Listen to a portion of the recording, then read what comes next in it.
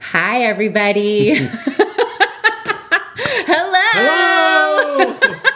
Let's all wave. Yay. Woo, yes. Yay. Oh, Yeah. my gosh. Yay. Wow. Great. Oh, it's so nice to see all of you.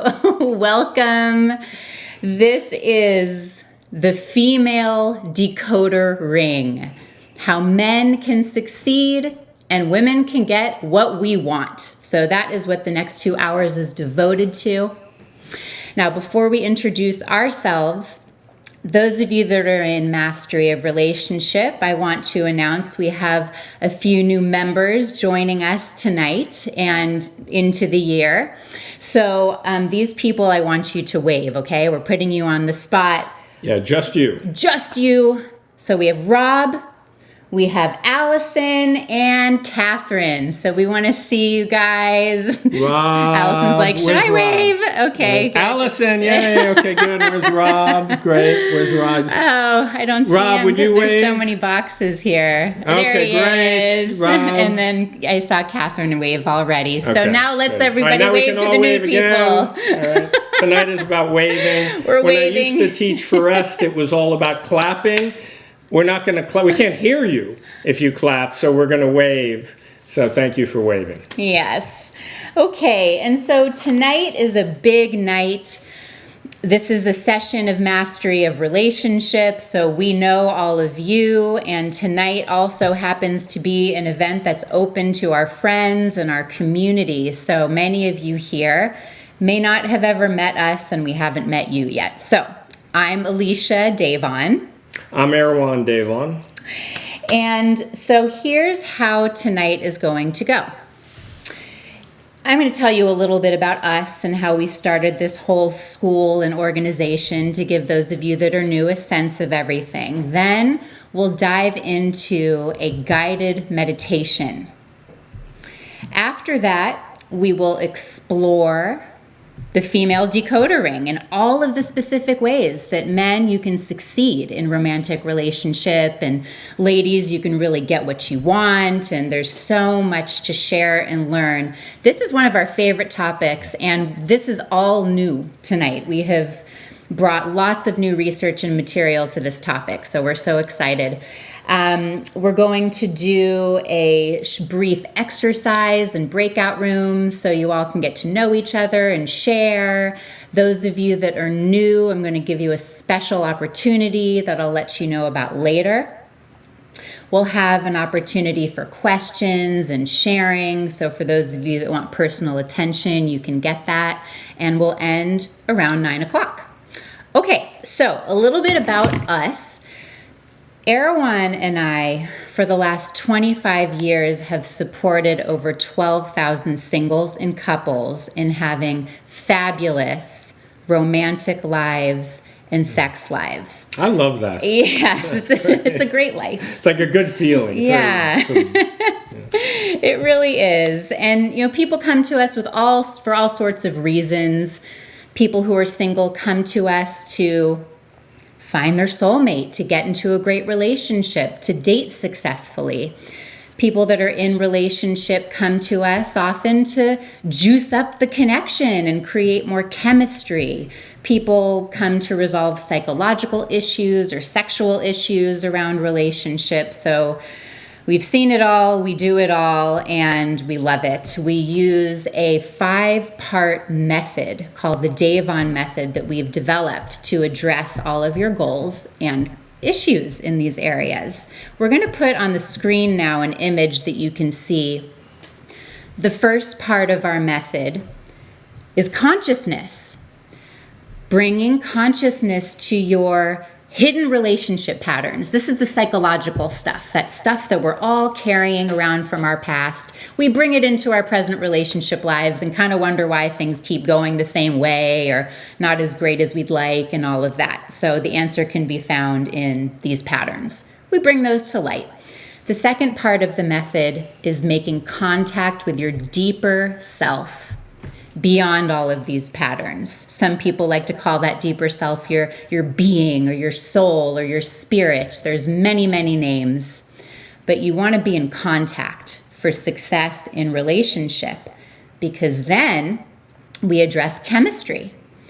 how to unleash the chemistry between the masculine and the feminine. And that includes skills and communication and all sorts of stuff, which of course we're going to get into tonight. That's our focus tonight. Yes. From there, the fourth part of the method is choreography, dancing through the stages of relationship, having skills in every stage, whether you're totally single and wanting to date, or you're in the middle game, kind of getting closer with somebody, or you've been married for years, or anywhere on that spectrum, there are skills to learn and bring into your relationship. And finally, the fifth part of the method is cultivation of your sexual potential. So that's the 5-part method. What else do we want to tell you? Why don't you say a little bit about yourself, your background, how you got here? My background, to sort of bottom line it is, my parents didn't have that 5-part method. Their relationship collapsed. Their relationship with me collapsed. It was, that intense and that bad and that difficult and all of that, and I'll spare you the details. But there was a silver lining to all of that, which is I had to start from zero. I had to start from scratch. And I did every seminar, I took every workshop, I did rebirthing and holotropic breathing, and I studied psychology, and I got a degree in psychology, and I lived in a Zen monastery, and I lived in a yoga ashram, and I was eventually the director of that yoga ashram. And, I just dove into all of it, moved from New York to California. After I could basically relate and function, I then decided that romance was where it was at. I think that's the most fun party in town, if you will. So I started to study that. And one of the things I found is that there wasn't very good information about that, especially information that brought in what I'd learned in the yoga ashram and the Zen monastery, like being present. And there wasn't very good information, that linked in and brought in the sex stuff. I'd studied extended orgasm, and then there wasn't good information about, how that fits together with, being married. We're married, we have a family, or dating and getting into a relationship. So my process was how to put all of that together, and I really needed to put all of it together. And we're going to focus in on part of that tonight, a particularly fun part. A lot of this part opened up for me in my early 20s when I was dating, and I didn't really know how to date. There was women, I was attracted to them, but I didn't really know what to do, and I made every possible mistake that somebody could make. So I'm going to tell you what I learned in basically 5 years, and we're going to put it into 2 hours. And it's, don't go sit on a bar stool next to a woman and offer to buy her a drink, because, she's probably going to say no. And you'll understand tonight why she's probably going to say no, and what would you do. And if you're the woman or in the feminine position in that interaction, and you do want the guy to come over, what do you do? How do you handle that? Because he, like me, usually doesn't really have a clue. So we're going to cover all, we're going to get into all of that. And anyway, that's a little bit about me. The book is coming out. Oh, so, goody. The book will be out and you can read the rest of it. But for tonight, that's enough. Oh, man. Well, a little bit about me is I met Erwan when I was studying psychology. I was in a master's program training to be a therapist. And I was just any of you who have ever studied psychology, you know that you're basically studying yourself throughout the entire thing. It was all about me, right? It was me. All the papers I wrote were this psychological theory related to me. And it was just the best. And I was discovering how hungry I was for so many different experiences, intellectual experiences and emotional experiences and sexual experiences. So when I met Erwan, which is a whole story of how we met, but I can remember sitting on his couch, and he lived in this super foggy neighborhood, which of course is now where we live. I think that's that's why I fell in love with this neighborhood. I'm just realizing that in this moment. That's where we met. That's right. Because I'm an LA girl, I grew up in LA and sun and all of this stuff, but Erwan's and my relationship really started and grew in his living room in the inner Sunset. It was like super foggy and gloomy, but so cozy, and that's where it was. And we would sit on his couch and like I was stimulated intellectually, he was really into psychology and all these authors that I loved. And then, of course, there was this heart connection, and he was really good at sex and extended orgasm. So I was like, I'm covered. I'm done. I'm here. Okay. And the Inner Sunset, by the way, the Inner Sunset is the Inner Sunset in San Francisco. We know some of you are in Australia. Some of you are in Japan. There's a lot of folks here tonight. I used to live in New York City, and we called it the city. But it was New York City. Sometimes people didn't know, like, what city are you talking about? We live in Toronto. Like, right. For us, that's the city. The Inner Sunset is San Francisco. That's where we live. Yes. So we've become the go-to place in the San Francisco Bay Area, and now around the world, since we're all online, for all things romantic and sexual.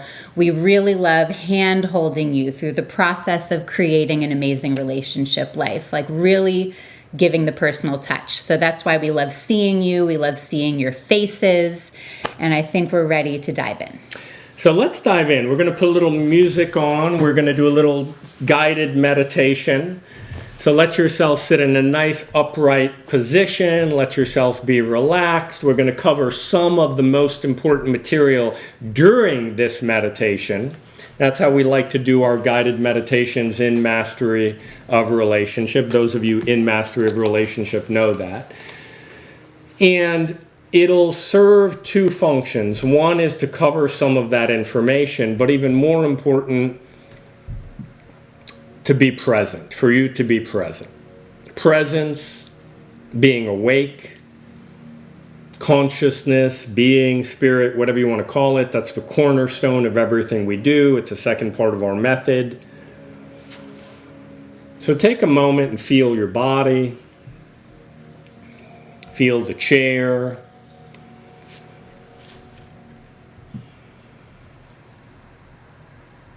Notice your posture.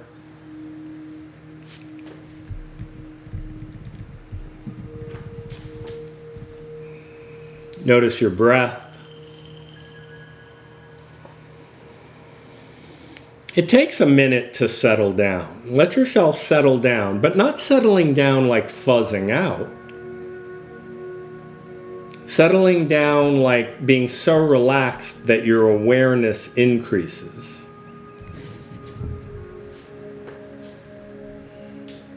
So relaxed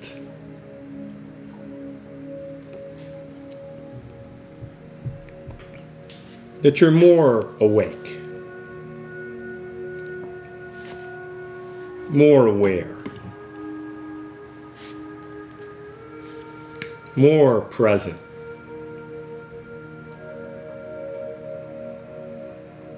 Now, one of the things I learned in the yoga ashram is pay attention to your body, right? That's particularly important for romance, for sex, but also for presence. So notice the sensations in your body. Notice how your body feels.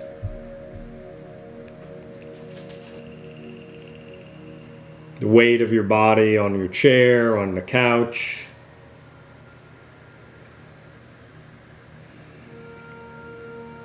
And let that gravitational pull, let that weight be there. But also let your upper body ascend. So let the lower body descend and let the upper body ascend. You can imagine your spine getting longer.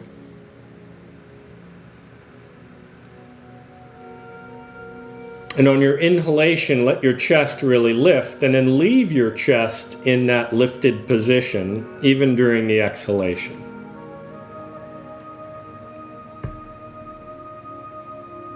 Notice how that is for you. Chest is lifted, and even during the exhalation, it stays lifted. That can be a game changer. And leave your sort of critical mind aside for the next 20 minutes or so.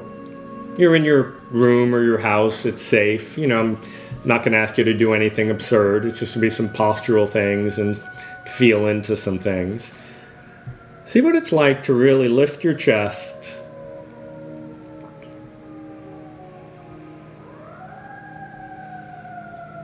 And let your chest stay lifted even during the exhalation.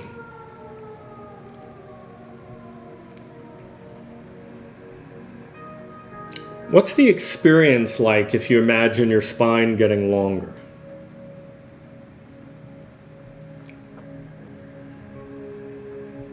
What's it like to really concentrate fully?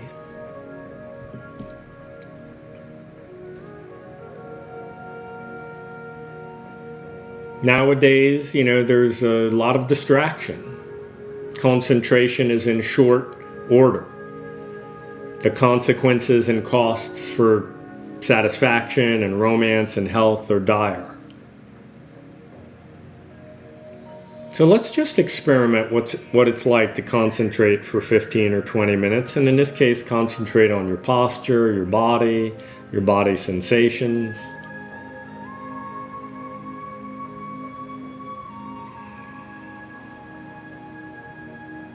And notice if that doesn't sort of tune you in to your inner experience.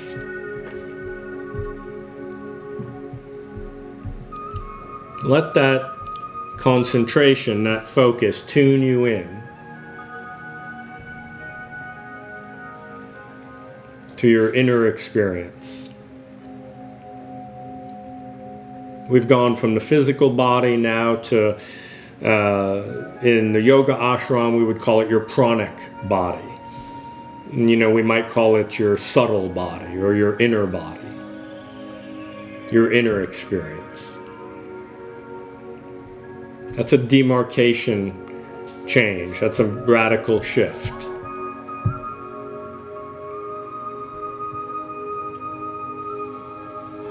Now I'm going to tell you the Zen secret. We've gone from yoga, now we're zooming over to Zen. The Zen secret is it doesn't matter the state of your inner body.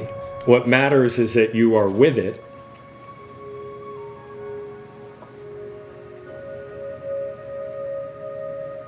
Maybe it's painful, maybe it's pleasurable, maybe it's agitated, maybe it's relaxed, maybe you feel nothing, maybe you feel a lot.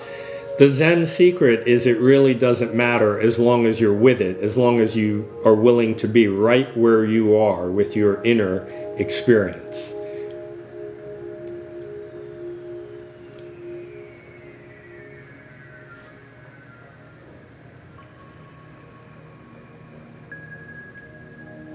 So take a moment and see if you can really embrace your inner experience, however much or however little, however pleasurable, however painful, however it is.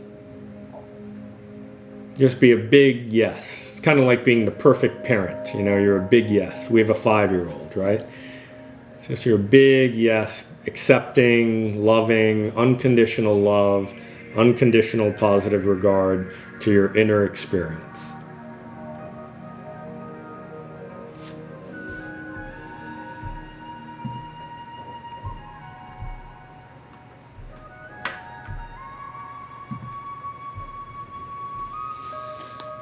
Now, there's two things that are going to happen if you're open to your body and your inner experience. One is you're going to be more aware of what your inner experience is. Like, I'm scared, or I'm angry, or I'm excited, or I'm turned on, or I'm peaceful, or I'm, the Buddha, whatever it is. You're going to be more aware of it.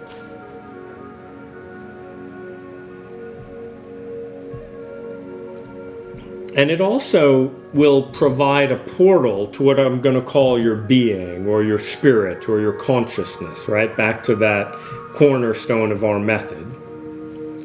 Let's just say your spirit for tonight.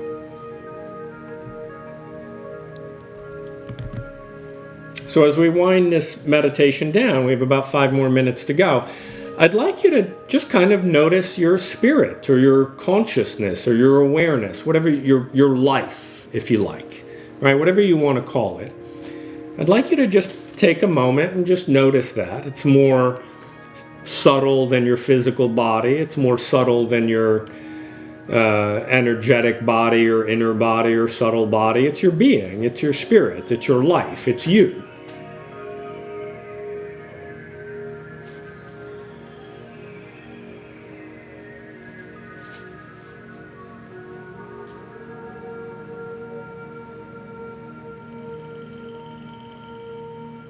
And see if you can just let your concentration rest in your spirit and your being.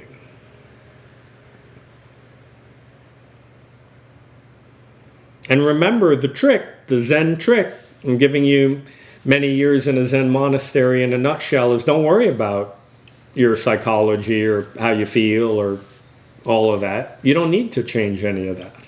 Buddha or God or Christ or love or being it's unconditional. You don't need to change any of that. If you can just accept it.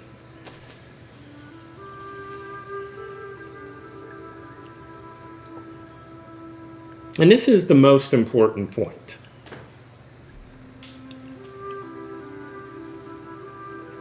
This is the location of happiness. There is no good flirting and female decoder ring and success with men and women and all the rest of that if you're not happy, if you're not centered, if you're not grounded, if you're not there. You know, I don't care what it says on the internet about some pickup routine or, you know, some magic bullet for getting a great relationship or whatever. None of that is really true if you're not there. You are the essential ingredient. Your being, your spirit, your consciousness. So let's start tonight just by acknowledging you.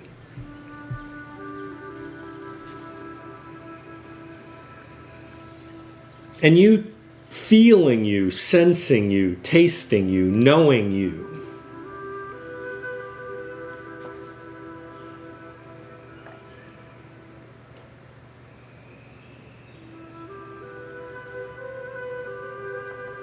And that you is beyond the masculine and the feminine. It's consciousness, it's spirit, it's genderless.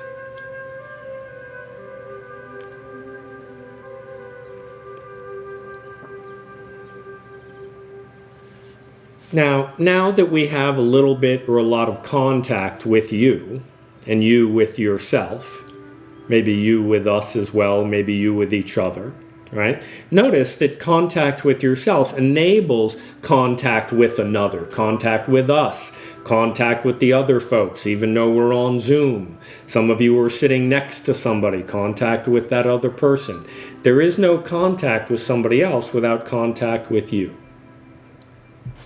Contact with yourself.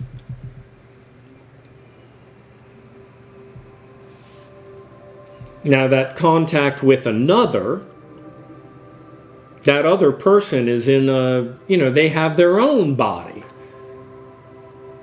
Right? And then we get into gender, right? They have a male body or a female body. There is 1 in 500 people who have a mixture. It's very rare. But some people have a hermaphroditic body, right? But in all likelihood, the person next to you, if you're sitting next to somebody, or if you're single and you're dating somebody, or the person you want to date, they have some kind of gender, right? If you're a female, maybe it's another female. If you're male, maybe it's another male. Maybe it's, if you're, in all likelihood, if you're male, it's a female. If you're female, it's a male. But it doesn't need to go that way. So what I'd like you to just include in your awareness now is gender, is difference. Sexual difference. We have different kinds of bodies.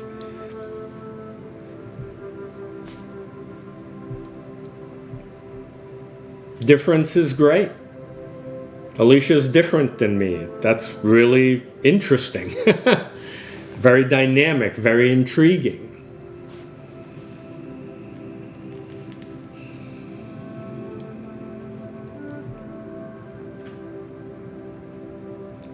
Now, one of the things we're going to focus on tonight is that dance between the masculine and the feminine is very subtle.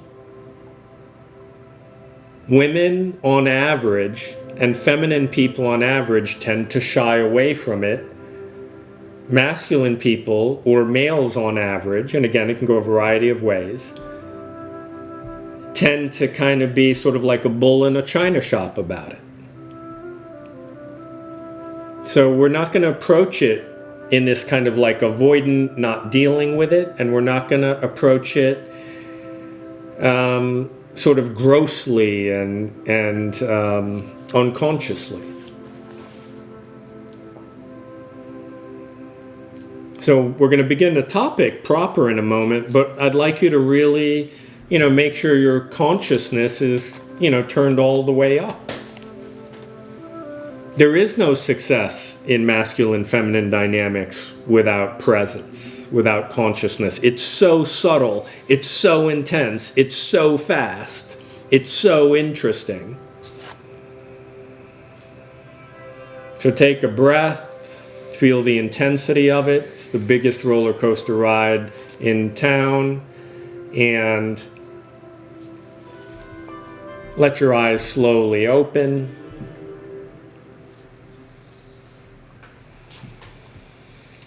And see if you can just maintain that consciousness, that awareness, right? That awareness, that presence as you're also feeling your body, also feeling your gender. You came to a topic about the female decoder ring. We're on to you. You have some interest in this. So I'm going to tell you a joke, right? We'll start with a joke, okay? And then we're going to show you a short video, about a 90-second long video of where I got this joke from. Those of you in Master of Relationship, we showed you this video a little while back. Some of you asked for a repeat because you didn't understand it. So I'm going to tell the joke, and then we're going to watch the video again. I think you'll enjoy it. All right, a priest, right? If there's a priest in a joke, it's a good joke. There's a priest, and he's giving a nun. See, this is getting exciting already. A priest and a nun. He's giving a nun a ride home after Mass one day. And as they come to a stoplight, the priest rests his hand on the nun's knee. Uh-oh. Now, the nun says, "Father, remember Luke 14:10. And the priest removes his hand from her knee. Now, a little while later, they come to a stoplight again. And this time, the priest places his hand on her thigh. And she says, again, "Father, remember Luke 14:10. He quickly removes his hand, and he doesn't try it again. Now, after dropping her off at home, you know what that priest does, right? No, not that. He goes home, and he opens up his Bible, and he goes to Luke 14:10. And Luke 14:10 says, "Friends, move up to a better place." Okay, so he went from her knee to her thigh, and he kept backing off. So he kind of missed it. He didn't really understand what she was saying. So now we're gonna play you somebody telling that joke even better. I can see people cracking up. This is great. Okay.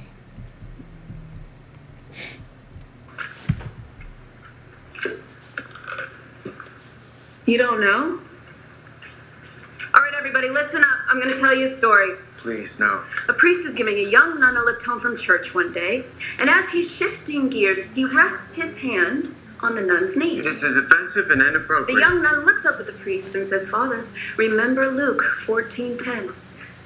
The priest withdraws his hand embarrassed. Next time they stop at a light, he places his hand a little higher up on her thigh. Again, the nun says, "Remember Luke 14:10, Father." The priest apologizes. The flesh is weak, he says. So he drops her off, and when he gets home, he reaches for his Bible, and he flips to Luke 14:10. Anyone know what it says? What does it say, Pat? Friend, come up higher, then shalt thou have glory. Know your subject, people. Woo! So that's what tonight is about. Know your subject, people. I'm looking straight at Siggy here. Know your subject, people. What she wants, what she's shy about. Like, she put her foot on the gas and now it's on the brake. And like, don't be fooled. Like the Who. Remember the Who? Don't be fooled again. Okay? Know your subject, people. All right? All right. Now, the opposite sex in this game of masculine feminine dynamics, right? You know, in that joke, the priest didn't understand. She was talking in code. He only understood like man language, manese we call it. Everything must be obvious and clear and simple. But like around sex, it's not that way. And women speak in code, and he didn't understand that, and he got confused. Well, we're going to unravel that tonight. We're going to undo that tonight. So there is real clarity about the subject, right? The subject tonight is her, right? Whoever her might happen to be in your life. For me, it's Alicia. For you, it's whoever it is. If you're graced to be the woman, the feminine person tonight, the subject is you. All right, so now there's this thing called the war of the sexes, right? And that's a tragedy, and that's a misunderstanding because the enemy, if I'm going to speak in that language, this sort of militaristic language, the enemy is not the opposite sex. The enemy is not the person that you want to date or get with if you're single, or if you're in a relationship. The enemy is not him or her. Okay, the enemy is the inner critic. Okay, the enemy is the sort of overlord or sentinel in one's head. Since we're on this kind of priest theme, there's 7 deadly sins in Christianity. One of them is lust, right? But like if you're, I'm not saying that lust isn't got a little ego in it and attachment and all the rest of that kind of stuff. Yeah, that's fine. But like it's, it's so negated. Really, sexual desire is being negated, and the inner critic is doing that. The inner critic is shutting down your action, ladies and gentlemen. Okay, it's not the person you want to get with or your partner who's the enemy. It's the inner critic. They're shutting down your sexual desire. What else are they shutting down? that sense of power and intensity. Sometimes it even feels like hatred, right? We're not advocating hatred, but that rah kind of energy, right? The inner critic shuts that down too. Don't be like that. Be nice. Don't be extreme. Play within bounds. The inner critic in that case is shutting down your desire, right? Hatred is a sin, right? We're not saying be hateful, but you see what I'm saying is like there's this sentinel like keeping you in a very small box. The inner critic is also against sloth, right? I don't know. I like sloth. I like relaxing. I like vacations. I'm relaxing with you right now. I'm enjoying this. I'm not working. Do you understand? So it's, the inner critic is really cramping the things that you need to succeed with the opposite sex. Sexual desire, power, energy, being extreme, relaxation. You got to be kind of relaxed about it, right? So just take a minute and reflect on that inner voice. You want to distinguish it, right? So right now, let's just distinguish it and put it out of the way, because if it's in the way, you ain't going to get nothing tonight. It's going to block everything we're saying out. Okay, so let's just get it out of the way. Give it a shot of Novocaine, or give it a double barrel shotgun shot, or lock it in the closet, or do whatever you need to do so that your interest, your sexual desire, your sense of your own rightness and wholeness and completeness, your relaxation, your extremeness, your power can really flow. All of those ingredients are going to be necessary tonight to engage in this masculine-feminine topic. So I'm going to wrap that up and then turn it over to Alicia, and I'm going to wrap it up by saying flirtation is forbidden territory. Okay? We really need to go there tonight.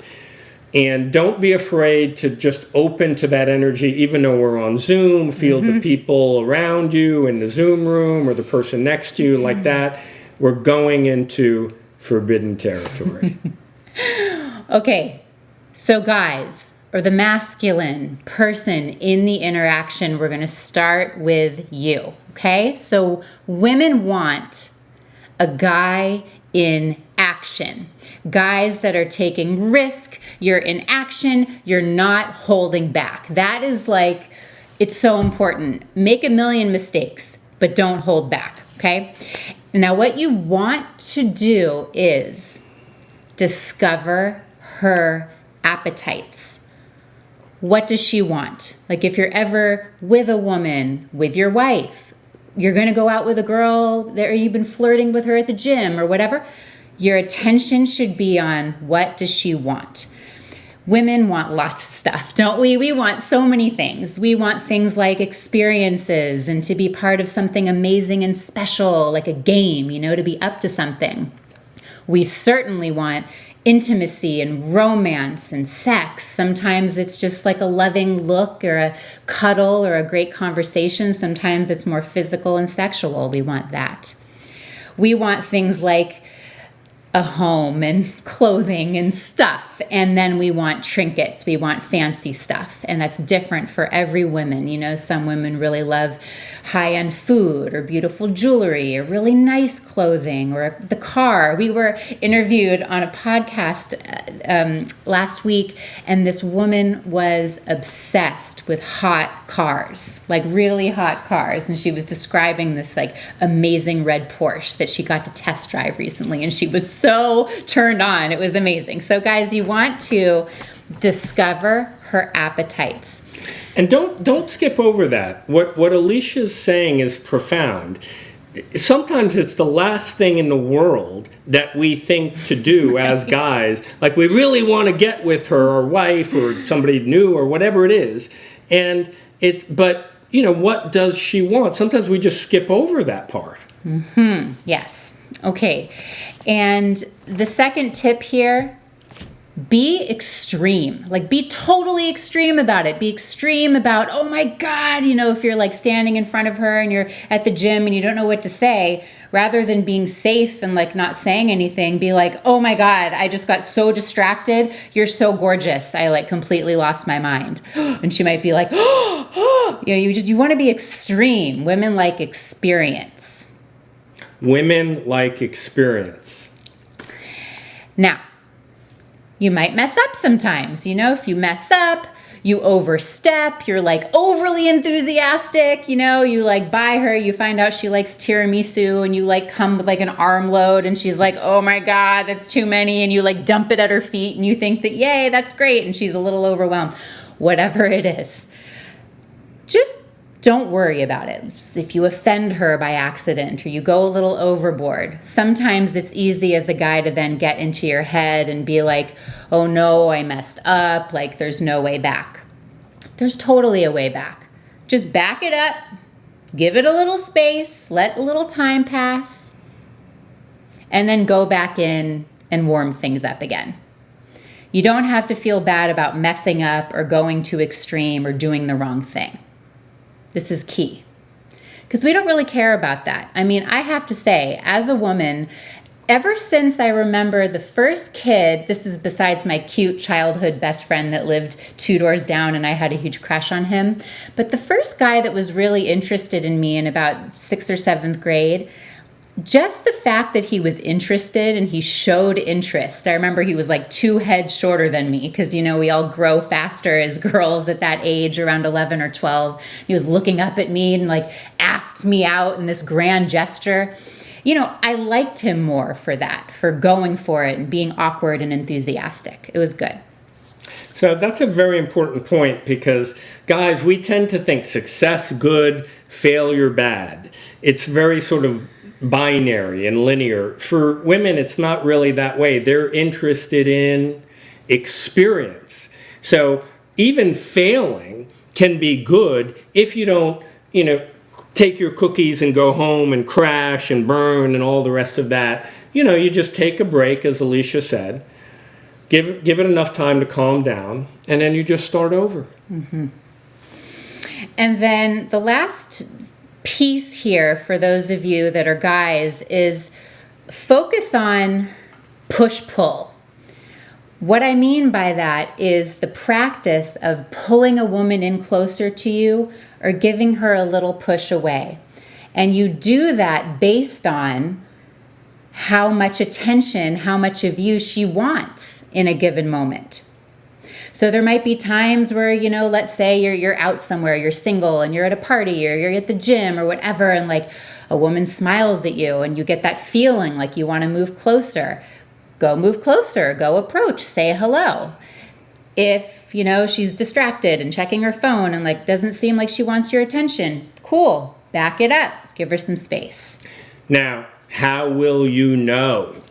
That's the guy, like, how will I know? If you're paying attention, you will know. If you're paying attention to her, you're really feeling her, you will either feel the pull in or the push away. That's where the presence is key. There is no substitute for presence and consciousness. If you're paying attention, you'll know whether to come in or you'll know whether to go away. Now is when I should go away.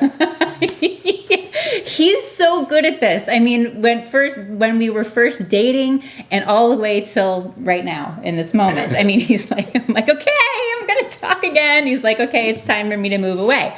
He does this. We live in the same house, obviously, right? And he's so good at sensing when I want his attention and to engage me in conversation, or when I'm just kind of like in my zone doing my own thing, he'll move away. That makes me more attracted to him because he's paying attention. Okay, so every interaction with a woman is an opportunity to practice that push and that pull. Okay. All right, so ladies, this part is for you. Here's the fact. It's female selection, the feminine selection. We decide what goes on romantically between us and the other person. So you can responsibly take that risk of putting it out there. Often we'll talk to women, this especially when you're single as a woman. Our cat's like going up to the that's our cat. That's great. Talk about pussy. Yeah, exactly. So, ladies will often tell us like, well, I don't want to be the one to be active and initiate. I want him to approach me. Well, look, you as a woman initiate the whole cycle of a man being interested in you and approaching you and you responding to that. But all you have to do is subtly give the sign. You don't have to stand up and walk across the room.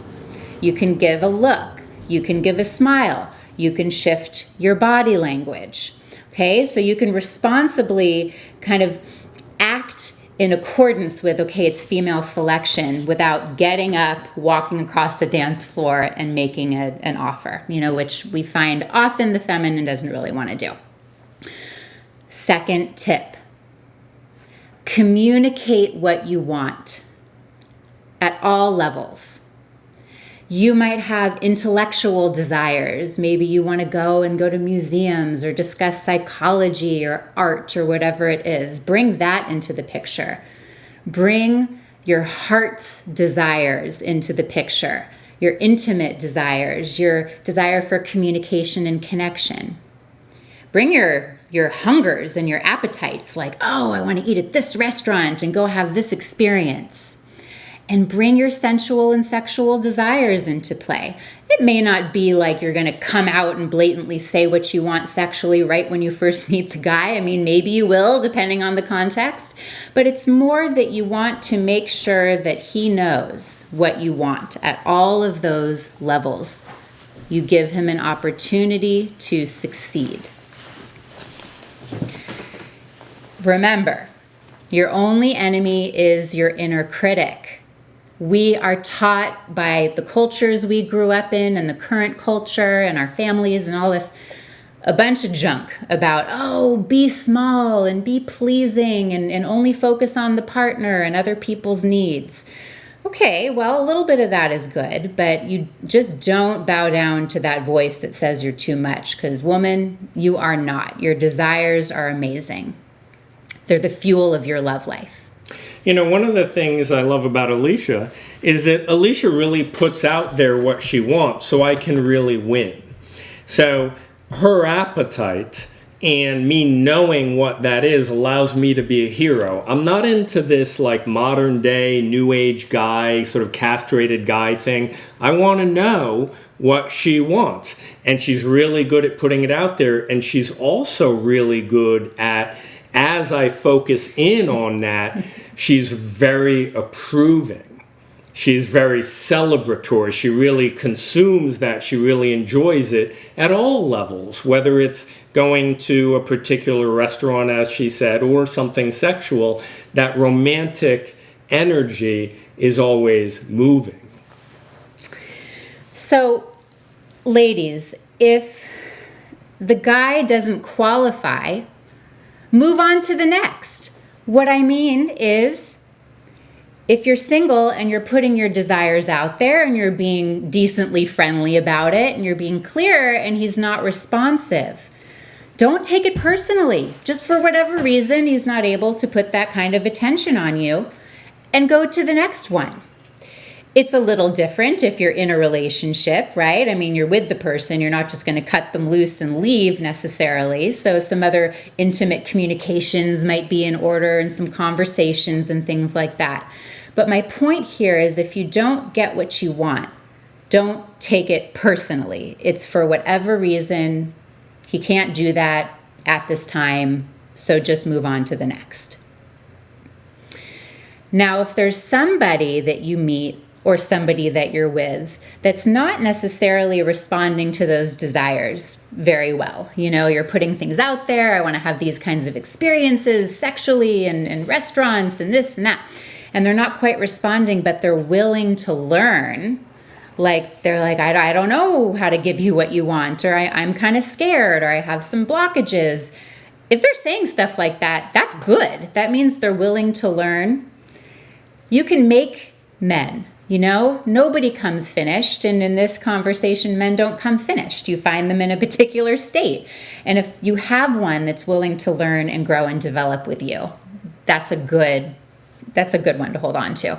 And that's a very important point, that the person's willingness to grow and develop is more important than where they are. Now, in terms of growing and developing, I want to, say one key thing back to the guys for a second, which is that she'll often say what she wants, and then you'll start to go in that direction, and then she'll put the brakes on that. Okay, so you have to know how to deal with that. That's why that push-pull is really important. She says she wants X, you start going in that direction, and then, it's like, no, I don't want X, and all the rest of this kind of stuff, and then guys tend to end up very confused. So Alicia's encouraging ladies, be really clear about what you want, right? And then guys, you got to know how to, when she kind of, backs off of that, you got to know how to back. Oh yeah, okay, great. Let's not even go out to eat at all. Right? In fact, I'm kind of into fasting. I've been reading these books about fasting, and I'm suggesting that we do maybe 2 weeks of fasting, and not just food, but no food and no water, and definitely no Italian food, so, Okay, take me to the Italian place. right? Before you know it, you're having drinks at the Italian place, and it's fun, because that's just kind of a way of messing with you. And guys, you got to know how to roll with that. And we're heading towards really, how do you play that optimally, that flirtation game, that code, that dance. How do you play? We're going to demonstrate it and show you a video, and we're going to really get into what it looks like optimally. But I think before that, we'll share a little bit. We should share about when we got engaged, because that was Alicia putting it out there. Oh God. Okay. Yes. This is me. This is learning moments. You're going to see Alicia learning moments. Okay. Because my last tip, it's perfect, is use your feminine power versus masculine power. Our power as women to have what we want, to attract to us what we want, to have happen what we want, it's very powerful. It's very nuanced, it can be subtle, and it's very powerful. So learn to use that, which of course is part of what we teach and part of why you're here. Okay. So I really wanted to get engaged. And when you have those things that you're just set on for your life, maybe some things that pop up like, oh my God, I got to have that coat, or oh my God, I got to get engaged, right? I really wanted this. Erwan and I had been together, a number of years, and I had basically decided, yep, I want him, I want to be engaged. And it was so big that I was even scared to say anything. It was that important, but I just couldn't talk about it. She was just being weird. I was being super weird. This is what I was doing, right? We'd be hanging out, we lived near Dolores Park, and we'd be sitting at Dolores Park and hanging out. And I'd be like, well, yeah, so-and-so got engaged. Isn't that cool? And he'd be like, sure. Yeah, cool. I'm like, yeah. And I'd just stare at him. And he's like, okay. Or I'd be like, what do you think of engagement? But it wasn't hey, what do you think of engagement? It was more what do you think? Putting him on the stand. So I was being weird and trying to give hints, but had all this charge behind it. I wanted it so bad and was so afraid I wasn't going to get it and all this stuff. So I was being a little weird, being indirect, and kind of infusing this whole thing with odd energy. So Erwan, I think he did know what I wanted, but he was also kind of confused and couldn't really move forward. I wasn't giving I wasn't dialing in the proper way, right? And meanwhile, he and I are teaching our classes together in the pleasure course and mastery of relationship. I'm ask for what you want, ladies, ask for what you want. And one day it just dawned on me. I was just sitting in my living room. I'm oh my God, I am messing this up. I'm totally messing this up. And so I decided I'm going to walk my talk, okay? Alicia's going to walk her talk, which is very important. So I changed my tune, and one day we were at Dolores Park Cafe sitting at the table, and it was this bright sunshiny day. The sun's coming in on our table, and I was looked at him across the table. I was I would love to get engaged. I just think that sounds so fun. And I was just beaming love out of my eyes, and he looked at me and he's like, okay.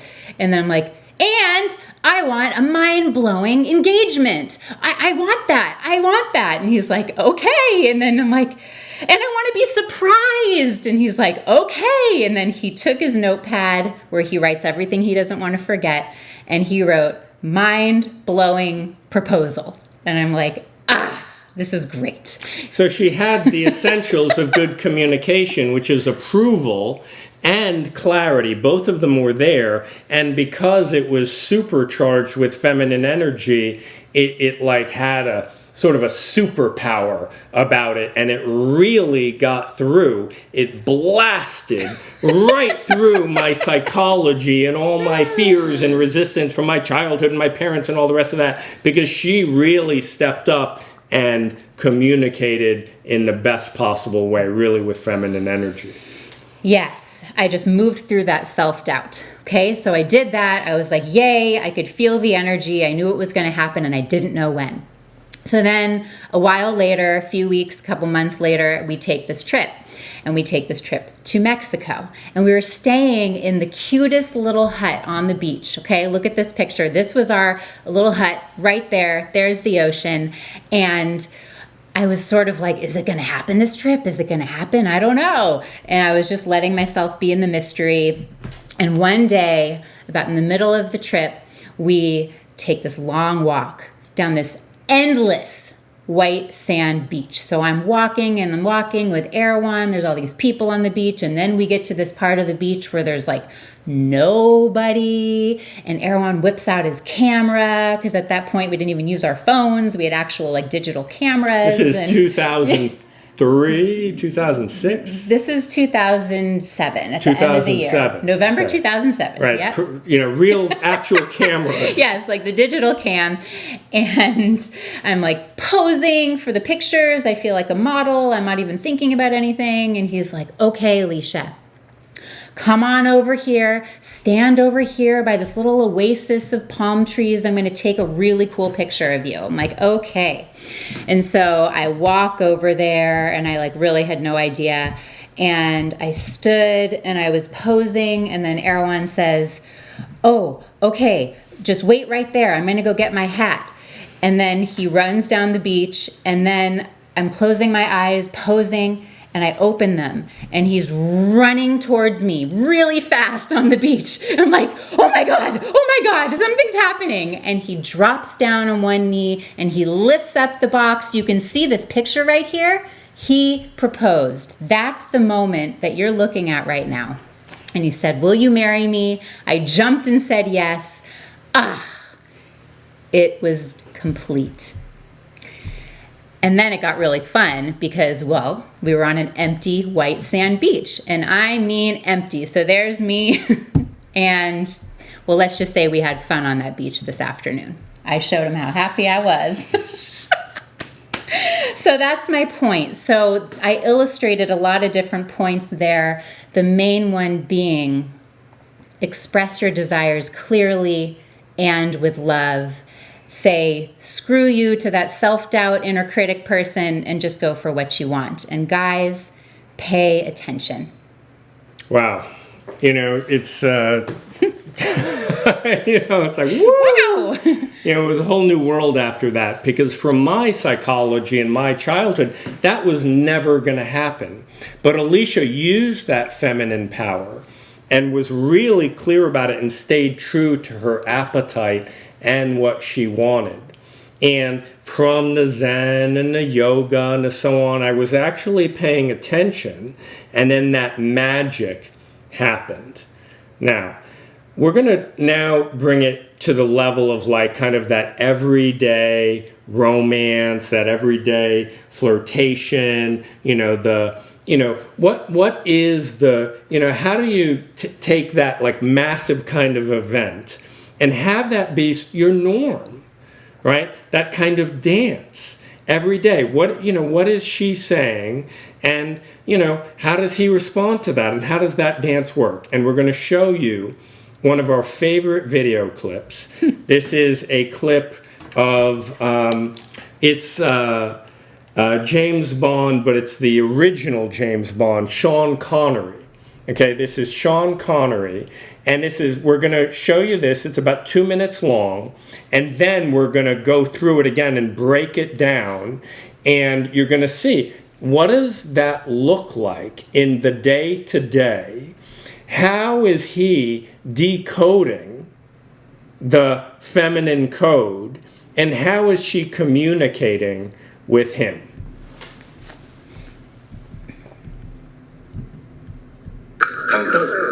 Suivi. C'est suivi. The house will cover the difference. Bien, madame. Oui, monsieur. Changeur, s'il vous plaît.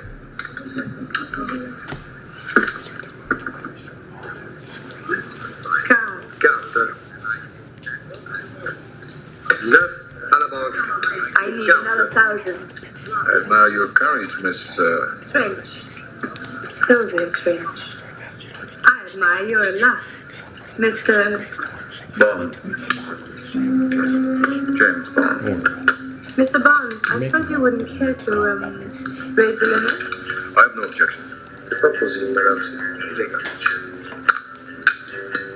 No. C'est suivi, monsieur.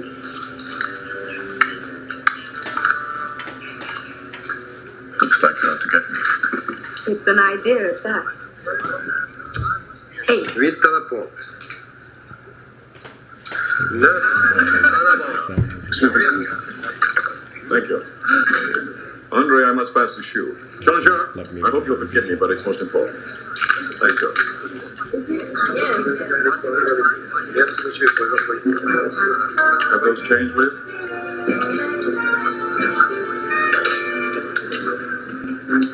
Too bad you have to go. Just as things were getting interesting. Yes. Tell me, Miss Trench, do you play any other games? I mean, besides chemin de fer. Golf. Amongst other things.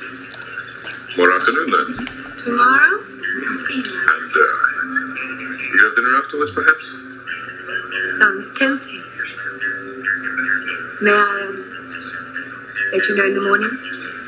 Splendid. My number's on the card.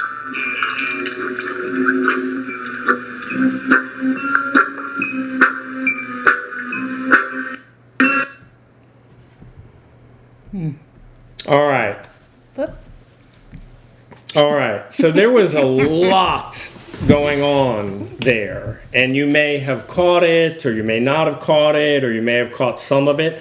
So we're going to go through that bit by bit, right from the beginning, okay, in light of tonight's topic. So pay really close attention. We're going to start that again. Suivi. C'est suivi. The house will cover the difference. Bien, madame. Oui, monsieur. Changeur, s'il vous plaît. All right, so the first thing to notice is they're playing a game. This is a perfect scene because not only is there this flirtation going on, but it's masterful directing. They're playing a game, which is kind of a cool context for this flirtation. Car. Boom! I hope you didn't miss that. She initiated the flirtation with him in, I timed it earlier, 0.75 seconds, not even a full second, right? She looked at him, boom, in a particular way, and initiated the real game that was going on behind the code. Now it's James Bond, so he didn't miss a beat. 9 à la banque. I need another 1,000. I admire your courage, Miss, Trench. He says, I admire your courage.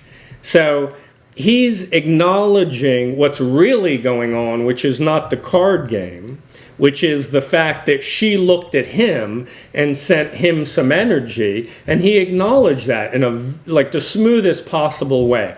I acknowledge your courage. Now, her name happens to be Miss Trench, which, has some sexual, some sexuality to it, right? Okay. So she started it. Now, that's a key point, ladies. She started it, right? He didn't start it. She started it. Sylvia Trench. I admire your luck, Mr. I admire your luck. Like, ooh, I'm putting attention on you. You're a fortunate guy. Bond. James Bond.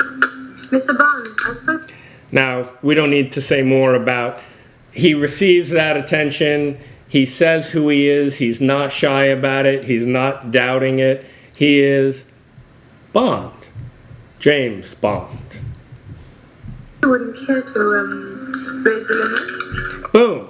She says, okay, so you can play. You understand the code. You understand what's really going on. Would you like to raise the limit? Right? Remember when Alicia talked about women want experience? Now here's a woman who's really going for it. She's talking in code, but she's really going for it. She's checking him out. Do you want to raise the limit, Mr. Bond? Are you really a player? No objections. And I don't know if you caught that, but he says, I have no objections. Madame, c'est illégal. No. C'est suivi, monsieur. All right, now her gaze, her look is getting longer. She's like, ooh, this guy is a player. He's locking in, she's locking in. Or really, she's locking in, he's locking in.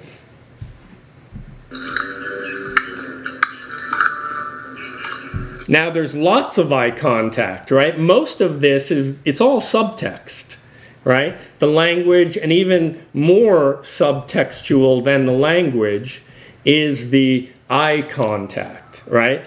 Eye contact is an essential part of the female decoder ring, guys, how to read that, how to play with that. It's not man talk. It's not about like the words match what's really going on and da-da-da-da-da like that. It's very subtle. Looks like you're out to get me. Oh, I love that. He says, it looks like you're out to get me, right? So he's acknowledging that she's running the show. She's interested in him, but he's not doing it in an insulting way. He's doing it, he's really acknowledging her in the way he says it. Oh, it looks like you're out to get me. It's an idea at that. She says, it's an idea at that, right? Very feminine. She says, yes, but, you know, it's an idea. I could back out at any moment.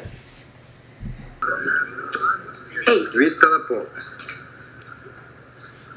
9. She wins the game. Thank you. Andre, I must pass the shoe. Jean-Jacques, I hope you'll forgive me, but it's most important. Thank you. Now, she wins, he backs out, right? He's not there clutching, he's not being desperate. You know, she's still locked in with him. She's taking a look at how does he deal with failure, right? Remember we talked about that earlier, failing, not a problem, right? He's very gracious about it, he thanks everybody, and he departs. And now she's locked in to him.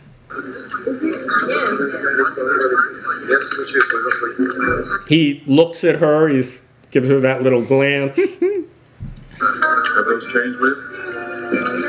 Boom! She's hooked. She gets up and follows him.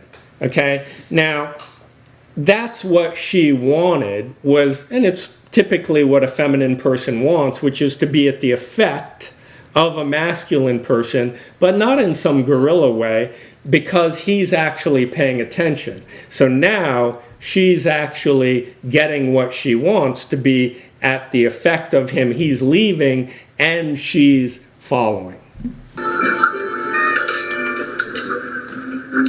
Too bad you have to go. Now she plays from below. Too bad you have to go. She's very soft, like a kitty cat. But you notice she's very playful. She hasn't lost any power in that. Just as things were getting interesting. Just as things were getting interesting. Yes. Tell me, Miss Trench, do you play any other games? Now he ups it, right? Because she's really playing. She's anteed up. She's in the game. So he ups the ante. He's like, well, do you play any other games? I mean, besides your 9 to 5. Golf. She says she plays golf. Amongst other things. Ooh, but she gives it up. She says golf amongst other things, right? So you can see the code. More afternoon then. Tomorrow? So he then responds. He says tomorrow. She goes. He says, great, let's get together tomorrow afternoon. And you have dinner afterwards, perhaps? Sounds tempting. May I let you know in the mornings? So she says, sounds tempting. May I let you know in the morning? So she's really moved it along. He goes for it. Then she kind of backs out. Right? So notice that she kind of pulls back. She, that woman's prerogative to kind of like, take a step back. She takes a step back. Let me let you know in the morning. Notice how he responds to that. Splendid. My number's on the card. Boom. That's a masterful stroke. He doesn't grab. he, like, great, that's awesome. He's so positive about everything, and he exits.